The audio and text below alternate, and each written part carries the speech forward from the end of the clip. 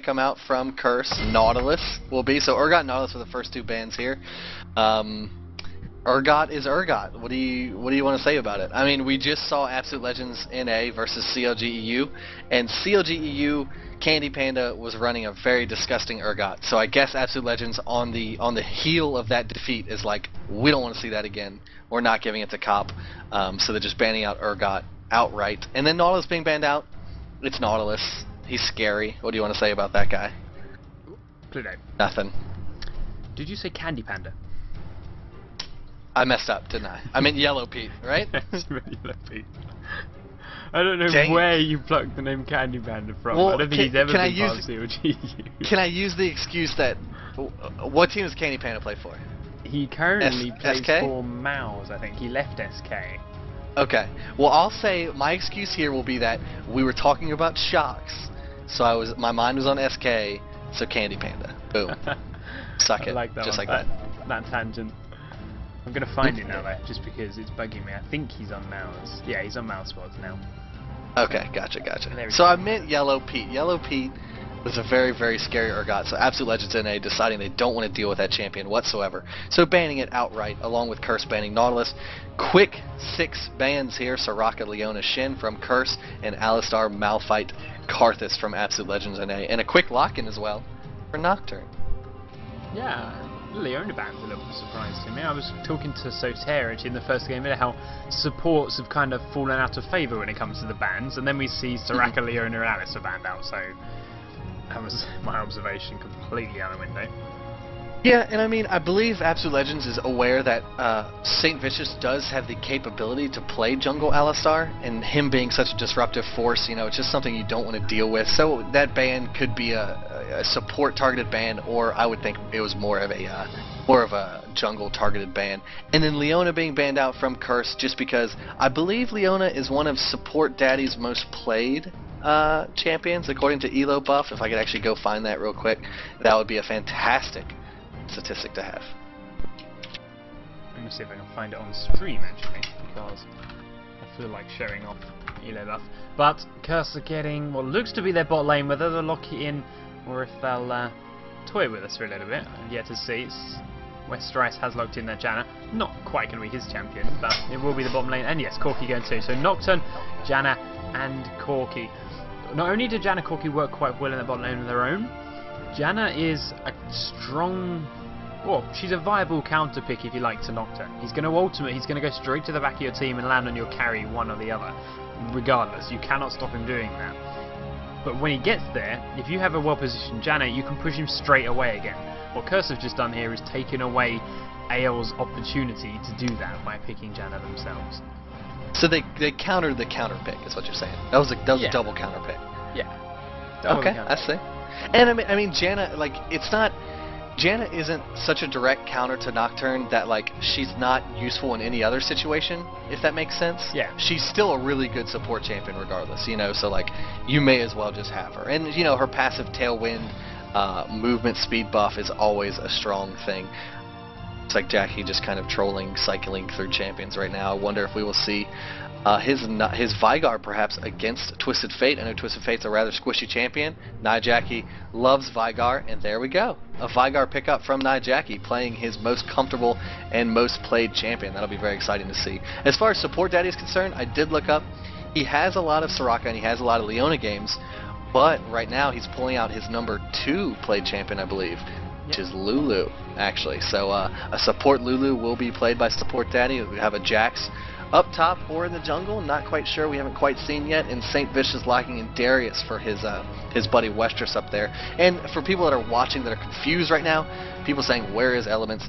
Elements is getting ready. Him and I will both be traveling to the Curse apartment tomorrow, and I guess he's packing or something right now, and so he can't play. Me, on the other hand, I'm casting. I haven't even started to do yet. Exactly. So Elements was subbed in for Liquid the first game, and they kept their normal lineup. They just directly put in Liquid instead. But now I guess they thought Liquid was way too bad, so they're bringing in Pobelter to do some supporting here. So Pobelter will actually be the support player for Curse here. You know, he of course still wears the Curse tags. He still has the history. These aren't players he's very, very unfamiliar with. I don't think he's played with Saint or Westress since they've joined the team, but I mean, he still has synergy with Cop. I mean, he's played with Cop before. He's played with Jackie before. We'll see how he fits into the Saint Vicious Westress new kind of Curse 2.0 lineup here, though. I'm really intrigued at two of these lanes specifically now. We've got top lane, Kiko versus Westress, Wukong versus Darius. It's been a long time since I've seen a Wukong, for the fact that he loses a lot of matchups in the top lane. So why Kiko feels comfortable enough to bring him back, I am yet to see, and whether he can actually beat Darius is something I'm even more intrigued by, because Darius' Ras, it just feels stronger. It's on a shorter cooldown, it's got just as big a range, that Q, and with the bleed on it, does a little bit more damage than Kiko. So we'll see how early Jax makes an appearance up there and whether he makes enough of an impact. But then you also have Twisted Fate versus Vega. Now, Twisted Fate with that cleanse, yes, he's going to be able to get out of the cage. He's not going to be in too much hassle 1v1 unless he gets really badly caught out. But what worries me is Jackie's perspective. Twisted Fate, once he hits 6, will be able to shove that lane really hard into the turret and teleport away and go and cause some havoc somewhere else, as Twisted Fates love to do. Jackie, not the greatest lane push. He's got that Meteor, which if you land it perfectly can clear out 3 minions, but he can't do a whole wave quite the same speed Twisted Fate can. Definitely not. And Twisted Fate, just like you said, he has the super push and he has the super mobility, because he can ult anywhere from, like, you know, a quarter of the way across the map. So like, as soon as that lane is pushed, he can be bottom within a matter of seconds. You know, even if Jackie did have some kind of lane push, he would be trailing very, very far behind TF as far as mobility and getting to different lanes is concerned. But Jackie again just kind of relying on the blowing up of TF, you know, the primordial burst and everything, and the baleful strike and the dark matter. He wants that to absolutely melt TF, and he's actually done an interesting thing. TF, he doesn't even know it yet, but TF has kind of tried to counterpick the Vagar stun and Nocturne Fear and all that stuff with a cleanse of his own, which actually kind of reduces his damage a little bit. He doesn't have the normal ignite that you see on just about 99% of AP mids. So like, Jackie is kind of, in that respect, kind of nerfed TF just a hair, if you ask me. You know, it just puts him behind on the damage scale just a tiny little bit. And you know, as we've all seen before, that can be the difference between a kill and not a kill. You know, that extra little 150 to 200 damage that ignite does tick on. Yeah, exactly. I was going to say just that. If you see someone go with an ignite, they're going to hope for a kill in that lane. If you see someone take flash and something else, they're not expecting to get any kills. And that's not just mid lane. That can go for top lane. It can go for bottom lane too. If you get a flash exhaust support and a heal flash AD carry, that's not as aggressive as things were. But AD carries are starting to favour the ignite again, as you can now see from Cop and Sneaky Castro, both running flash ignite. So we'll see how aggressive the bottom lane gets. Yeah, that's become ridiculously popular on an AD carry. I know a while ago, whenever heal was buffed, it was like all AD carries run flash and heal, but now Ignite's starting to find a place again. You know, it's starting to you know, see a place in the summoner tool belt, and they've been pulling it out to great effect down there, being very, very aggressive with Corki and Graves and stuff like that. So we'll see how that bot lane fares. And the Wukong pick, as you mentioned before, Wukong, his ultimate is really, really disruptive, you know, and I think AL wants to use that to their advantage. If you knock up a squishy Vigar and you're able to burst him down before he can do anything while he's still floating so loftily in the air, then you effectively take him out of the fight, and that's a lot of damage that you're getting away from as far as a team fight is concerned. Yeah, well, we are just about in the load screen. I'm going to run this quick advert from our lovely sponsors over at Arcade, the Q&A site for any game you like. And when we come back, we should be in the game.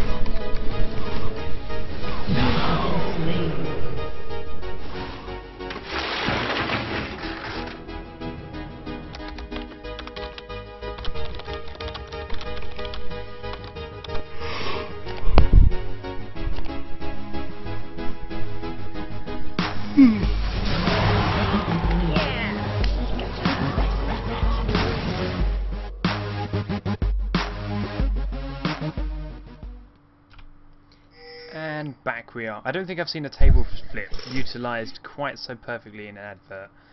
I know, I actually love that part. I love how there's just like boxes of cereal and stuff on it. Like, I mean, who has that just out on a coffee table? Who the heck does that? But it looks like we're gonna see standard stuff coming out from both teams. A little unorthodox, maybe. St. Vicious deciding to start with a Vamp Scepter, actually on his Nocturne. He's not going to get all the sustain you see from the Cloth Armor 5 potions of different junglers here and there, but I would say St. Vicious probably knows what he's doing, so I'm not going to really downplay that too much. Now it looks like AL.NA is going to invade just a hair onto the red Tri-Brush here. And in the meantime, Curse is on the opposite side of the map, just kind of guarding their own blue. So I don't think we're going to see any level 1 engages here quite yet. Yeah, blue's an interesting start for a Nocturne with a Vamp Scepter. But St. Vicious confident he can make it work. Whether they expected the invade, we don't know, but they're certainly staying clear of that side. They've got a ward at their rating just to check. Jinte with his gold card is not going to find any kind of target for it. We do have Janna recalling, taking the safe route down towards the bottom lane. Cop, ooh, if he was about 5 seconds earlier, could have been in some trouble. But AL a little bit too hasty for their own good, and Cop gets out safely. So Curse uncontested back into their bottom lane. They are going to lose out some of this jungle. Ranks and red, I suspect. Will they be great enough to take red? We'll have to see. Looks like they're going to finish off 3 of those 4 race, so that Nocturne will lose out a little bit of experience. Actually, he's going to go straight from Wolves to Wraiths. He's not going to get the blue here. Will he run into the enemy team? It looks like he is going to see that the red buff has been pulled, and now Corki is going to engage. The counter-strike does come out to mitigate some of the auto-attack damage, and Jax is going to be able to walk out of there pretty like, and Vigar's here to protect his own jungle here as well. So, you know, a nice engage right there from Curse, just because it wasted a little bit of Jax's time. Jax is going to leave the enemy jungle, only 3 Wraiths under his belt, and no red buff, to which he would have liked to have taken from St. Vicious.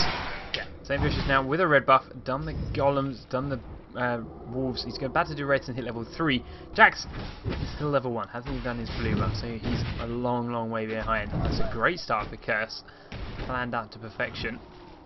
And well, I'm going to keep an eye on this top lane. I said at the start, I'm a little bit intrigued to how this is going to shape up, because of how often Wukong loses matchups and how strong this harass is from Darius. You can see there's the damage output, and it's still ticking onto Kiko. Stress not quite the same, and now that Jax is behind, he's not going to have to make that early impact he needs in that top lane.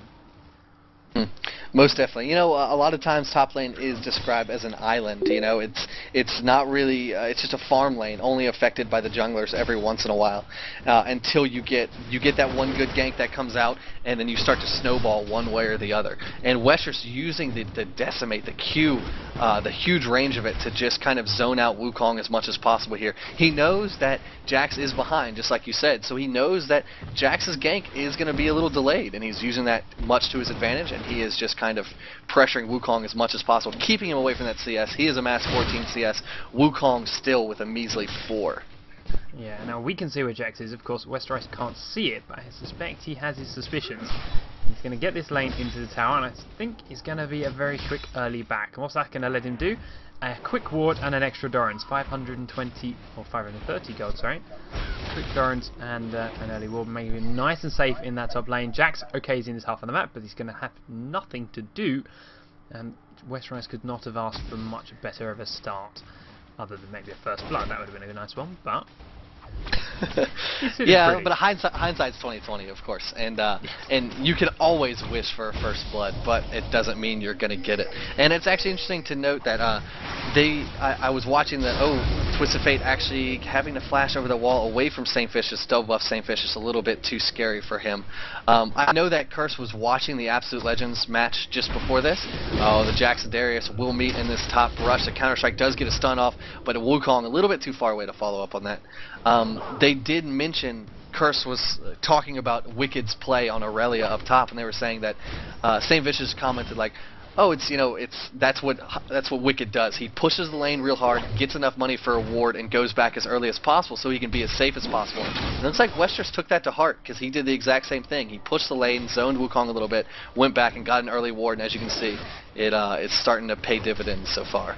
It is, but Jax is hiding in the top bushes. They know where that ward is, of course. He made it look like he's backing away, and he's still trying to make some kind of impact.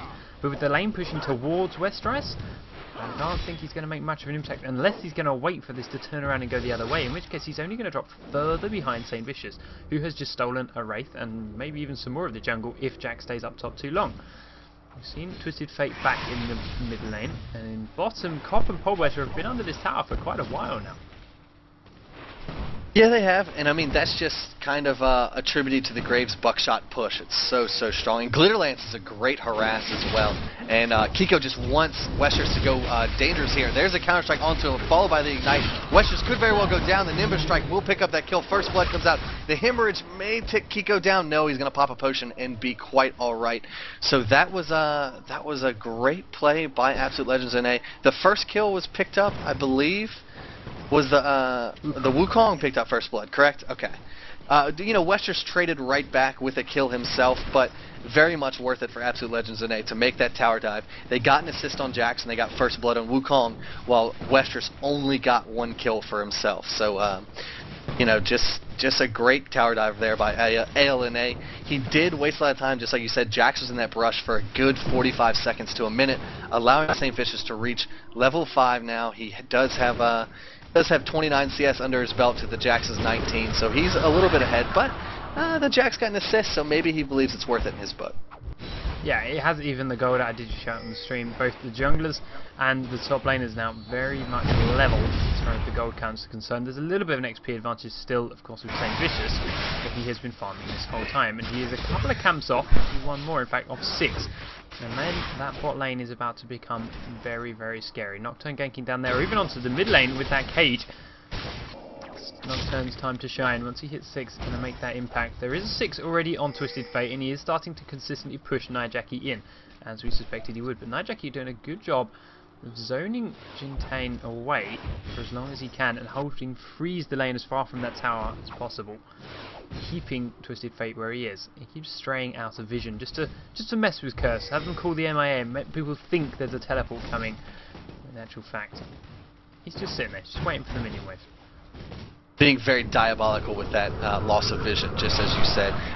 An early Cage's lucky pick from Jackie here. He's going to build that, of course, into a DFG. He does have a Fairy Charm as well, so I believe we'll see a double GP10 build here from Jackie. I'm assuming he's going to go for a Philo and Cage's lucky pick, but we'll see. I don't want to call anything too early, but that's become very popularized on AP mids. You know, they forego some of their early game burst, and it makes up, you know, pays dividends again as far as late game economic value is concerned.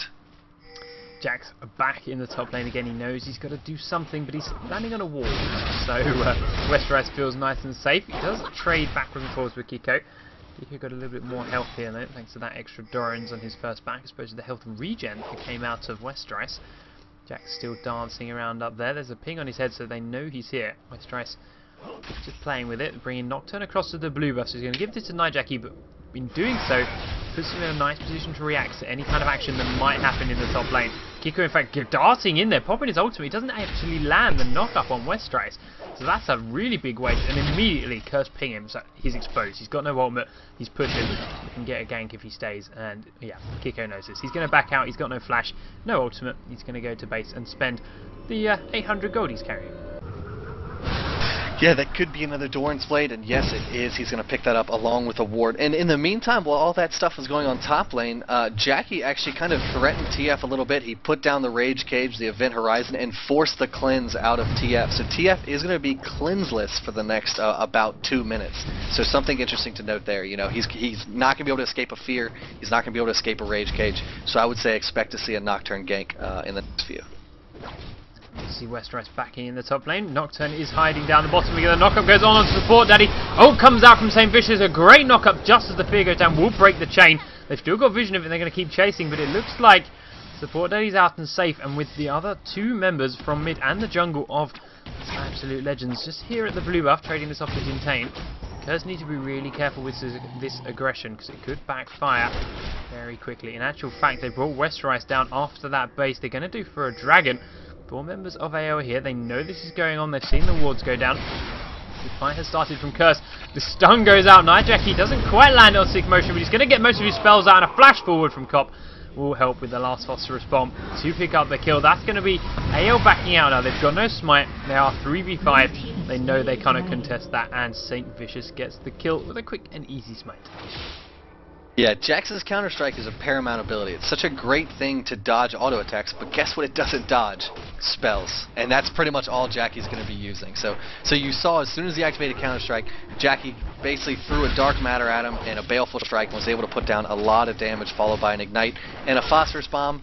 Can't dodge that with Counter-Strike, so he went down as well. So you know, these are some, you know, a lot of burst from Corky. Oh wow, TF is actually going to ult down bottom with the gold card, but a double flash will get them out of there. A flash and a Valkyrie rather. Except Pobelter may still be in a little bit of trouble. The Monsoon will save him from a little bit of the damage, and a nice Eye of the Storm protects him from that red card as well. So collateral damage burn to try to take down Pobelter, and he does a fantastic job with that Monsoon, just barely keeping him alive and getting him if that cooldown Eye of the Storm was not up, I believe that red card would have been the end of Pobelter down there. Yeah, that red card was easy enough. Brilliantly played by him. Perfect timing on everything.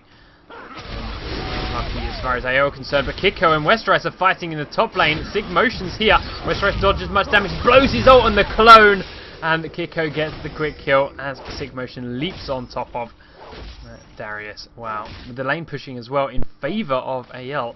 Kiko can have this frozen up, and Westerice is losing out on even more CS because of it. We do have ggClassic pushed under the tower with St. Vicious.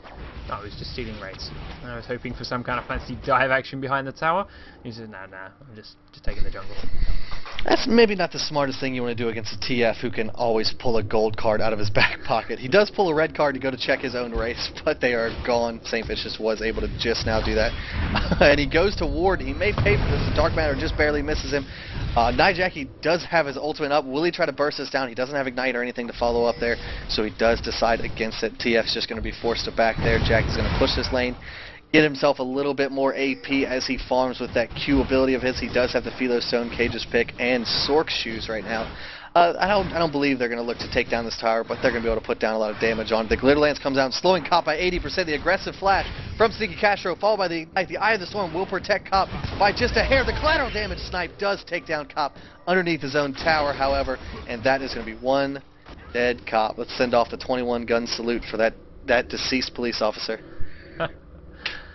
2 kills to 3 then. Curse to Absolute Legends. Curse do have the gold lead though. They're farming quite nicely. Kiko with 2 of the kills, 1 on Graves now, as we just saw in the bottom lane.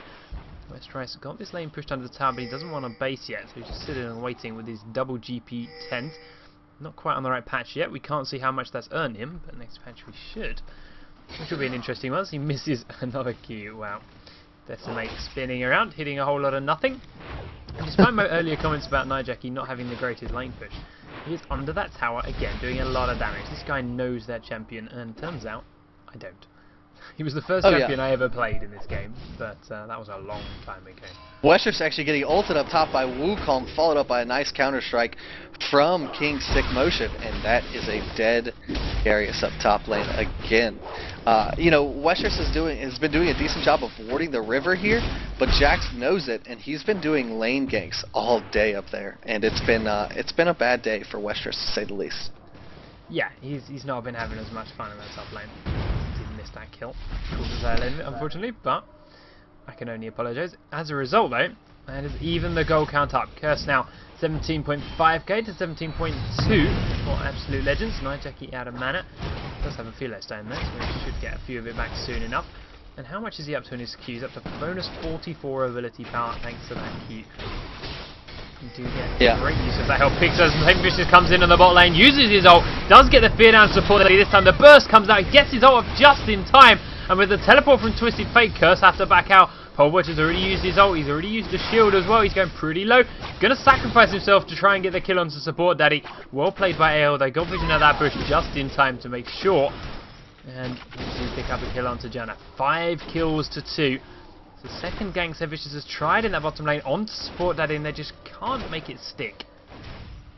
No, Lulu is an extremely deceptive champion in that respect. You know, she has a fat shield that she can put on herself. She has an 80% slow with her Glitter Lance, and her ultimate just gives her so much bonus HP. I believe right now it is at 300 HP. That's 3 bars, and it knocks up enemies around.